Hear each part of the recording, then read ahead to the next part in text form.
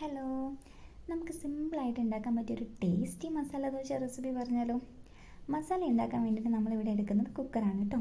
കുക്കറിലേക്ക് ആവശ്യത്തിന് മെഴുക്കൊഴിച്ച് കൊടുക്കണം. അത് ഏകദേശം ചൂടായി വരുന്ന സമയത്ത് നമ്മൾ അതിലേക്ക് 1/2 ടീസ്പൂണോളം കടുകാണ് ചേർത്ത് കൊടുക്കുന്നത്. കടുക് പൊട്ടി വരുന്ന സമയത്ത് നമ്മൾ 1 ടീസ്പൂണോളം ഉഴുന്നും ചേർത്ത് കൊടുക്കുന്നുണ്ട്.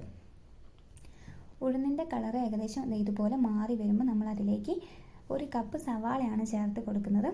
സവാള ഇതുപോലെ അധികം വലുപ്പത്തിലല്ലാണ്ട് വേണം അരിയാൻ. നന്നായിട്ട് വാടി കിട്ടാൻ വേണ്ടിയിട്ട് നമുക്ക് അല്പം ഉപ്പ് ചേർത്ത് കൊടുക്കാം കേട്ടോ.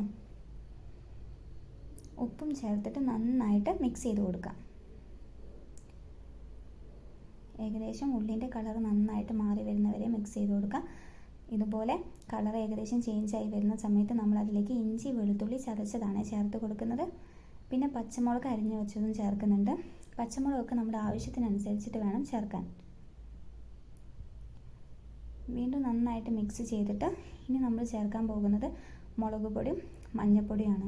അത് നമ്മുടെ എരിവിനൊക്കെ അനുസരിച്ചിട്ട് നമ്മുടെ ആവശ്യത്തിനനുസരിച്ച് ചേർത്ത് കൊടുക്കാം.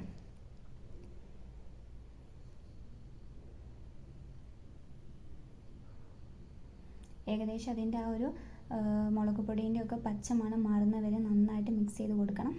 എന്നിട്ട് അരിഞ്ഞു വെച്ച് ഉരുളൻകിഴങ്ങാണ് ചേർത്ത് കൊടുക്കുന്നത്. പിന്നെ ചേർത്ത് കൊടുക്കുന്നത് ചിരകി വെച്ച ബീട്രൂട്ടാണ്. ഞാനൊരു കഷ്ണം ബീട്രൂട്ട് എടുത്തിട്ടുള്ളൂ കേട്ടോ. എന്നിട്ട് ഒരു 1-2 മിനിറ്റ് നന്നായിട്ട് ഇത് മിക്സ് ചെയ്ത് കൊടുക്കണം.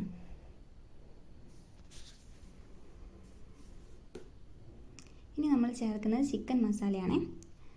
ചിക്കൻ മസാല ചേർത്ത് കൊടുത്തിട്ട് വീണ്ടും മിക്സ് ചെയ്തിട്ട് ഒരല്പം വെള്ളം അതുപോലെ തന്നെ കറിവേപ്പിലയും മല്ലിച്ചപ്പും ഇട്ടിട്ട് നമുക്ക് കുക്കർ അടച്ച് വെക്കാം.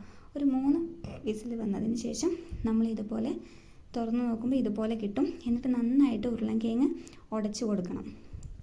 അപ്പോൾ നമ്മൾ ടേസ്റ്റി മസാല ഏകദേശം റെഡി ആയിട്ടുണ്ട്. ഇനി നമുക്ക് ദോശ ചുടാം.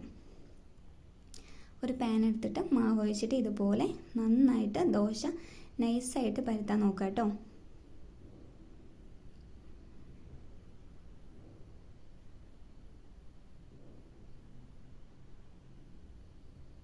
നമുക്ക് അടച്ച് വെക്കാം.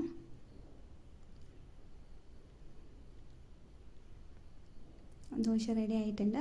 ഇനി നമുക്ക് ദോശ ഏകദേശം റെഡി ആയി വരുന്ന സമയത്ത് നമുക്കതിലേക്ക് നമ്മൾ ഉണ്ടാക്കി വെച്ച മസാല പരട്ടി കൊടുക്കാം. ഞാനൊരു സൈഡിലാണ് ഇതുപോലെ പരട്ടി കൊടുത്തത്. ഇനി നമുക്കതിങ്ങനെ മടക്കാം. ഇത്രയേ ഉള്ളൂ. അടിപൊളി മസാല ദോശയാണ്. എല്ലാവരും ഒന്ന് ട്രൈ ചെയ്ത് നോക്കണം. നല്ല ടേസ്റ്റി മസാല ദോശ അപ്പോൾ റെഡി ആയിട്ടുണ്ട്. ഇഷ്ടപ്പെട്ടാൽ എല്ലാവരും ഒന്ന് സപ്പോർട്ട് ചെയ്യണേ. അപ്പോൾ നമുക്ക് അടുത്ത വീഡിയോയിൽ കാണാം. ബൈ.